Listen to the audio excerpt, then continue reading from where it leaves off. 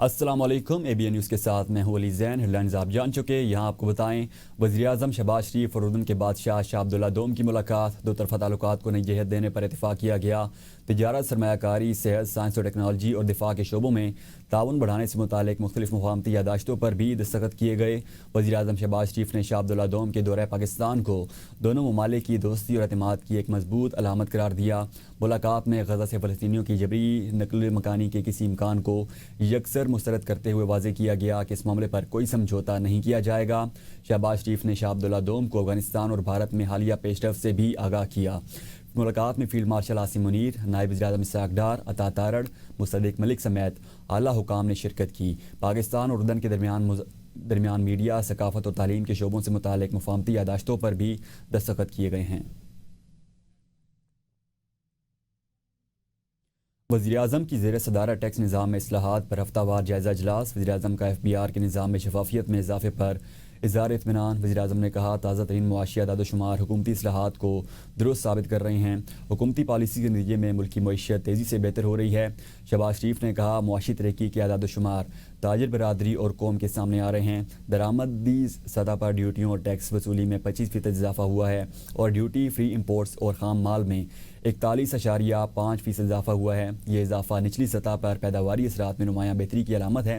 وزیراعظم نے متعلقہ اداروں کو ٹیکس چوری روکنے کے لیے سخت اقدامات کرنے کی ہدایت کرتے ہوئے تمباکو، ٹائلز اور دیگر شعبوں میں ٹیکس وصولی کے نظام میں موجود خامیاں فوری دور کرنے کا حکم دیا۔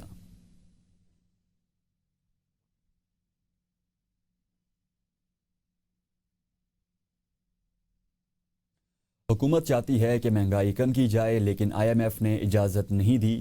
سینٹر رانا صلولا کا کہنا ہے آج مہنگائی غربت سے عام آدمی ناراض اور غصے میں ہے۔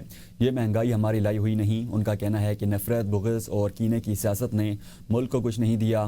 جو دوسرے کے لیے گڑھا کھودتا ہے وہ اس میں گرتا ہے، گڑھے میں گر کر واویلا کرتا ہے۔ جو کرو گے وہ بھرو گے۔ ان کا کہنا تھا کرپشن ختم کرنے کا نعرہ لگانے والوں کے دور میں فرا گوگی اور دیگر کردار سامنے آئے۔ رانا صلولا کا کہنا تھا کہ بھارت دنیا میں رسوا ہوا، جو عزت ملی ہے اس سے ہمارے معاشی حالات بہتر ہوں گے۔ لیکن IMF نے اجازت نہیں دی۔ اب آخری سال ہے IMF کے معاہدے کا، اللہ کرے کہ اس سے جو ہے وہ نجات ہو۔ یہ مہنگائی جو ہے جس کی وجہ سے عام آدمی جو ہے وہ ناراض بھی ہے اور اسے غصہ بھی ہے، لیکن آپ یہ دیکھیں کہ یہ مہنگائی ہماری لائی ہوئی نہیں ہے۔ اب وہ جو نعرہ لگاتے تھے کہ جی ہم کرپشن ختم کریں گے، او بھائی کرپشن پھر کیوں نہیں ختم کیا آپ نے؟ ہندوستان پوری دنیا میں جو ہے وہ ذلیل و رسوا ہوا ہے۔ بانی PTI کے دور اقتدار میں بشرا بی بی کا کردار بے نقاب، اہم تقرریوں، سرکاری فیصلوں پر اثر انداز ہوتی تھیں۔ بشرا بی بی کے جادو ٹونے کے زیر اثر بانی PTI اپنا اصلاحاتی ایجنڈا نافذ کرنے میں ناکام رہے۔ بانی اقتدار کے لیے سیاست کے بجائے تہم پرستی کا شکار تھے۔ اقتدار اور طاقت کے لیے اپنی پیرنی بشرا بی بی سے شادی کی۔ بشرا کے آنے کے بعد بانی PTI کے گھر عجیب رسومات شروع ہوئیں۔ مرچیں بلانا، بانی کے سر کے گرد کچے گوشت کو گھمانا، روزانہ سیاہ بکرے یا مرغیوں کے سر قبرستان میں پھینکوانا اور کبھی کبھار زندہ سیاہ بکرے منگوانا شامل تھا۔ دی اکانومسٹ گروپ کے ڈیجیٹل میگزین 1883 کی تازہ رپورٹ میں چونکا دینے والے انکشافات۔ رپورٹ میں مزید کہا گیا کہ بشرا بی بی اہم تقرریوں اور سرکاری فیصلوں پر اثر انداز ہوتی تھیں۔ میرٹ کے محض نعرے تھے۔ ریاستی امور میں بشرا بی بی حرف آخر سمجھی جاتی تھیں۔ بشرا بی بی کی اجازت کے بغیر وزیراعظم کا طیارہ اڑان نہ بھرتا۔ بشرا بی بی نے روحانی علم سے بتایا دونوں کی شادی ہو جائے تو بانی PTI وزیراعظم بن جائیں گے۔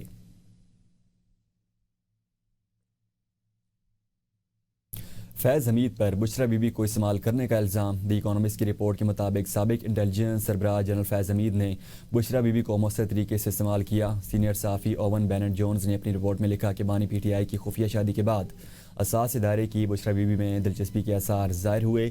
جنرل فیض حمید اطلاعات ایک ذریعے سے ان تک پہنچاتے جو وہ بانی کے سامنے روحانی بصیرت کے طور پر پیش کرتی اور درست ثابت ہونے پر بانی کا اعتماد مزید بڑھ جاتا۔ رپورٹ میں کہا گیا ہے کہ سابق آرمی چیف جنرل باجوہ سے ملاقات میں بھی زیادہ گفتگو بشرا بی بی نے کی اور انہی سے متعلق ملاقات سامنے آنے پر بانی نے اس وقت کے DGI عاصم منیر کو ہٹا دیا۔ دی اکانومسٹ کے مطابق گھریلو ملازمین میں ان کے عملیات کے لیے چیزیں لانے کی تصدیق کی، جب ان کے کہنے پر بعض وفادار ملازمین بھی فارغ کیے گئے۔ رپورٹ میں یہ بھی بتایا گیا کہ جہانگیر ترین نے ایک ملاقات کے بعد سمجھ لیا کہ PTI میں ان کا مستقبل نہیں۔ پارٹی میں یہ تاثر عام تھا کہ بشرا بی بی پر تنقید کا مطلب پارٹی سے اخراج ہے اون چودھری بھی اسی بنیاد پر زیر تعاب آئے اور حلف برداری سے پہلے ایک مبینہ خواب کے باعث تقریر سے روکے گئے، جس کے اگلے روز انہیں عہدے سے ہٹا دیا گیا۔ پی ٹی آئی کا بشرا بی بی سے متعلق برطانوی جریدے کی رپورٹ پر قانونی چارہ جوئی کا اعلان۔ رد عمل میں کہا، نام نہاد تجزیہ پروپیگنڈا ہے جسے غیر ملکی تبصرے کے روپ میں پیش کیا جا رہا ہے۔ حقائق کو مسخ کرنے کی یہ کوشش پاکستان یا اس کے عوام کو آگاہ کرنے کے لیے نہیں، سیاسی انتقام اور حقیقی بحرانوں سے توجہ اٹھانا ہے۔ آرٹیکل میں گزشتہ 3 سال کے دوران پاکستان میں ہونے والے واقعات کا کوئی ذکر نہیں۔ انسانی حقوق کی خلاف ورزیوں، انتخابی دھاندلی کو کیوں نہیں اجاگر کیا جاتا؟ صرف ذاتی زندگی پر توجہ مرکوز کی گئی۔ القادر ٹرسٹ کیس، جس کا آرٹیکل میں بار بار حوالہ دیا گیا، ابھی بھی زیر سماعت ہے۔ اسے طے شدہ قرار دینا گمراہ کن ہے۔ پی ٹی آئی نے ہمیشہ شفافیت اور عدالتی فیصلے کا مطالبہ کیا۔ بانی کے خلاف بے بنیاد مقدمات سے کیوں چشم پوشی کی جا رہی ہے؟ آرٹیکل جانبدار اور توہین آمیز ہے۔ مصنفین معافی کو معافی مانگنی چاہیے۔ ابھی صرف 10% چیزیں شائع کی ہیں۔ صحافتی اصولوں اور قانونی تقاضوں کے باعث 90% مواد کو سامنے نہیں لایا گیا۔ اکانومسٹ رپورٹ کی شریک مصنفہ بشرا تسکین کی اے بی ایم سے گفتگو، کہا 25 کروڑ عوام پر مشتمل ایٹمی ملک کو جادو عملیات کے ذریعے چلایا جاتا رہا۔ بانی پی ٹی آئی نے حکومتی فیصلے جادو اور روحانیت کی بنیاد پر کیے۔ بشرا بی بی فیصلوں، تقرر اور تبادلوں سمیت ہر کام پر اختیار رکھتی تھیں۔ سیاسی تجربے کی کمی کی وجہ سے بشرا بی بی جلد ایکسپوز ہو گئیں۔ روحانی شخصیات نے بھی بشرا بی بی کی روحانیت کو تسلیم کرنے سے انکار کیا ہے۔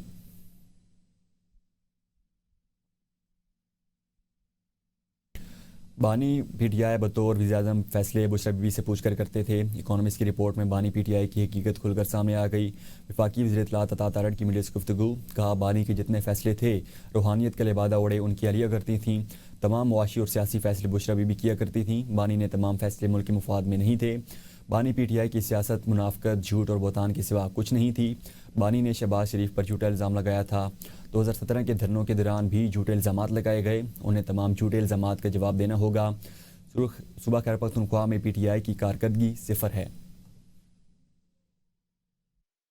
وزیر ریلوے حنیف عباسی کا کہنا ہے کہ بانی پی ٹی آئی نے اپنے دور حکومت میں امریکی اقتدار پر قابض رہنے کی سازشیں کی۔ یہ وہی شخص ہے جو ماضی میں ایک نشست کے حصول کے لیے سابق فوجی صدر پرویز مشرف سے منتیں کرتا رہا۔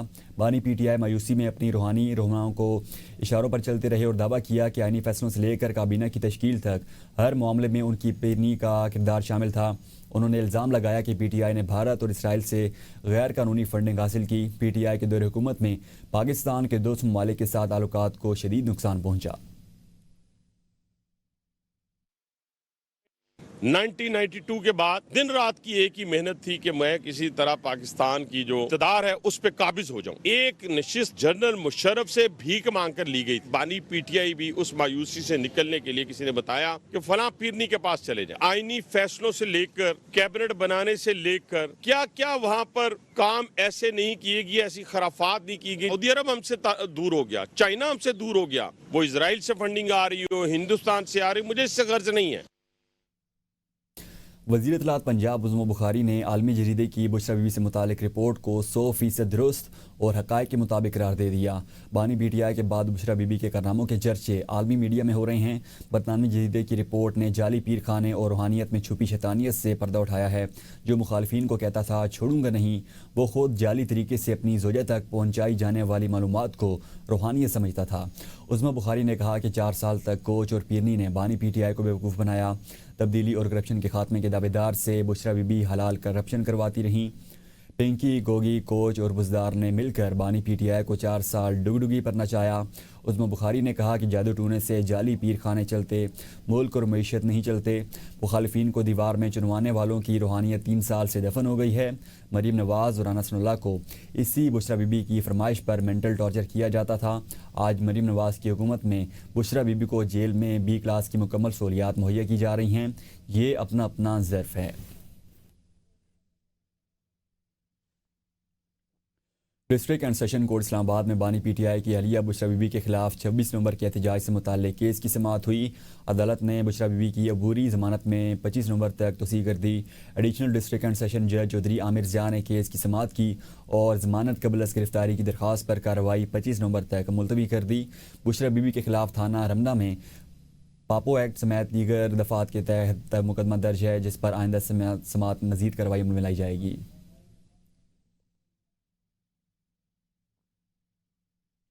پیپلز پارٹی کی شعبہ خواتین کی مرکزی صدر فریال تالپور سے پیپلز پارٹی کی جانب سے آزاد جموں کشمیر کے نامزد وزیر اعظم فیصل ممتاز راٹھور نے زرداری ہاؤس اسلام آباد میں ملاقات کی.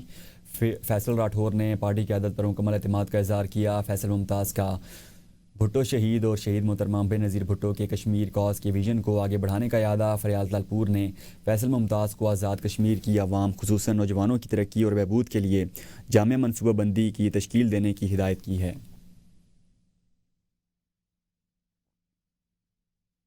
سندھ کے سینئر وزیر شرجیل انعام ایمن نے کراچی کی خواتین کے لیے خوشخبری دیتے ہوئے اعلان کیا ہے کہ شہر میں پنک بس سروس کا نیا روٹ 17 نومبر 2025 سے فعال ہوگا. یہ روٹ عبداللہ چوک سے نمائش تک مقرر کیا گیا ہے اور ابتدا میں خواتین کے لیے 3 مخصوص اوقات رکھے گئے ہیں، جن میں صبح 8 سے 9 بجے، دوپہر سے 1 سے 2 بجے اور شام 5 سے 7 بجے سفر کی سہولت دستیاب ہوگی. ایک بیان میں سندھ کے سینئر وزیر اور صوبائی وزیر اطلاعات ٹرانسپورٹ و ماس ٹرانزٹ شرجیل انعام ایمن نے کہا ہے کہ یہ سروس مکمل طور پر خواتین کے لیے مختص ہے، جس میں آرام، تحفظ اور بہتر انتظامات کو ترجیح دی گئی ہے. انہوں نے کہا کہ کراچی جیسے بڑے شہر میں خواتین کو روزانہ سفر کے دوران متعدد مشکلات کا سامنا رہتا ہے اور یہ اقدامات ان کے بوجھ کو کم کرنے میں مدد دے گا. ان کا کہنا تھا کہ حکومت سندھ کا مقصد ہے کہ خواتین اپنی تعلیم، ملازمت اور ذاتی امور اعتماد کے ساتھ انجام دے سکیں. بسوں میں سیکیورٹی، ٹریکنگ سسٹم اور تربیت یافتہ عملہ موجود ہوگا، جبکہ مستقبل میں اس سروس کو مزید علاقوں تک بڑھانے کا بھی ارادہ ہے. سینئر وزیر شرجیل انعام ایمن نے مزید کہا کہ یہ فیصلہ خواتین کے لیے زیادہ محفوظ شہری ماحول کی جانب ایک اہم قدم ہے اور سندھ حکومت آئندہ بھی ان کے لیے سہولیات بڑھانے کے عملی اقدامات جاری رکھے گی.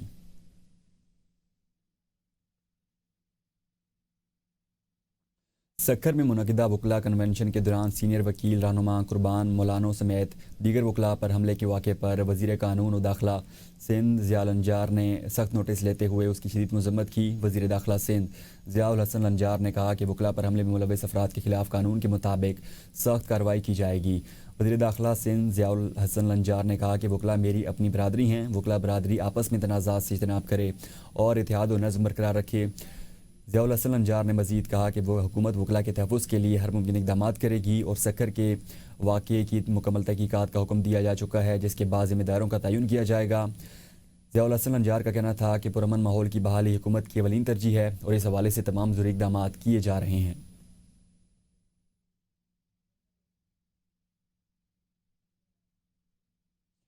کراچی میں وزیر بلدیات، ہاؤسنگ، ٹاؤن اور پلاننگ سندھ سید ناصر حسین شاہ نے کہا ہے کہ سندھ رواداری، درگزر، برداشت، امن اور محبت کی سرزمین ہے. سندھ شاہ عبداللطیف بھٹائی، سچل سرمست اور صوفیاء کی زمین ہے. سندھی زبان اب گوگل پر بھی موجود ہے. سندھی زبان کا آسانی سے ترجمہ کیا جا سکتا ہے. یہ باتیں انہوں نے مقامی ہوٹل میں سندھ لٹریچر فاؤنڈیشن کے زیر اہتمام 2 روزہ 8ویں سندھ ادبی میلے کا افتتاح کے موقع پر اپنے خطاب میں کہیں. افتتاحی تقریب میں مہتاب اکبر راشدی، سرفراز راجڑ، گنور خان لنگاری اور دیگر نے بھی شرکت کی، جبکہ تقریب میں سندھی ادبی اور ثقافتی بھرپور رنگ پیش کیے گئے. روایتی رقص اور اجرک ریلی، سندھی ٹوپی کے سٹالز بھی قائم کیے گئے. ناصر حسین شاہ نے کہا کہ کراچی کی سرزمین بلاول بھٹو زرداری کا ویژن ترقی اور بہتری کا ہے. سندھ حکومت کا کراچی کا پورا انفراسٹرکچر بنا کر دے گی. کراچی ہمارا دل ہے. کراچی کی ہر گلی محلے کا انفراسٹرکچر بنا کر دیں گے. عوام کی تکلیف کا احساس ہے جس کے لیے معذرت خواہ ہیں. ناصر شاہ نے میڈیا سے گفتگو کرتے ہوئے کہا کہ ہم خواتین کا احترام کرتے ہیں. اکانومسٹ اور دیگر جریدوں کو پی ٹی آئی دور میں ہائی الرٹ کیا جاتا تھا.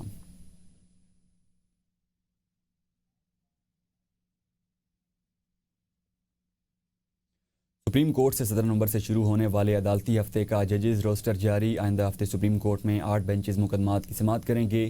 جسٹس صلاح الدین بدھور کو آئندہ ہفتے کسی بینچ کا حصہ نہیں بنایا گیا. جسٹس صلاح الدین نے چیف جسٹس یحییٰ افریدی کو خط لکھ کر 27ویں ترمیم کے معاملے پر فل کورٹ اجلاس بنانے کا مطالبہ کیا تھا.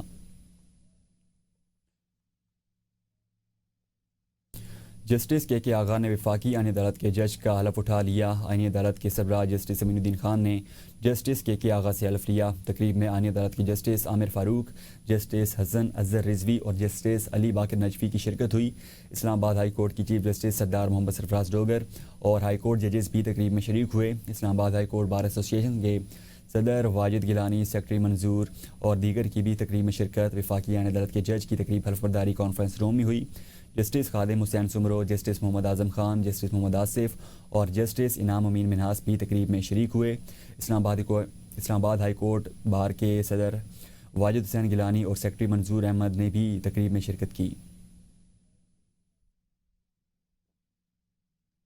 27ویں ترمیم کے بعد لاہور ہائی کورٹ سے پہلا استعفیٰ سامنے آ گیا ہے، جہاں جسٹس شمس محمود مرزا نے بطور احتجاج اپنے عہدے سے استعفیٰ دے دیا۔ جسٹس شمس محمود مرزا نے اپنا استعفیٰ صدر پاکستان کو بھجوا دیا، جبکہ وہ اپنا چیمبر بھی خالی کر چکے ہیں۔ ذرائع کے مطابق ترمیم کے بعد ان کے تبادلے کا امکان تھا، جس کے تناظر میں انہوں نے یہ فیصلہ کیا۔ جسٹس شمس محمود مرزا لاہور ہائی کورٹ کی انتظامی کمیٹی کے رکن تھے اور انہوں نے 22 مارچ 2014 کو ایڈیشنل جج کی حیثیت سے حلف اٹھایا تھا۔ انہیں 2028 میں ریٹائر ہونا تھا۔ جسٹس شمس محمود مرزا سپریم کورٹ کے سابق جج جسٹس ضیاء محمود مرزا کے صاحبزادے ہیں۔ رواں سال جنوری میں سرکاری وکیل کی جانب سے ان کے خلاف سپریم جوڈیشل کونسل میں ریفرنس بھی دائر کیا گیا تھا۔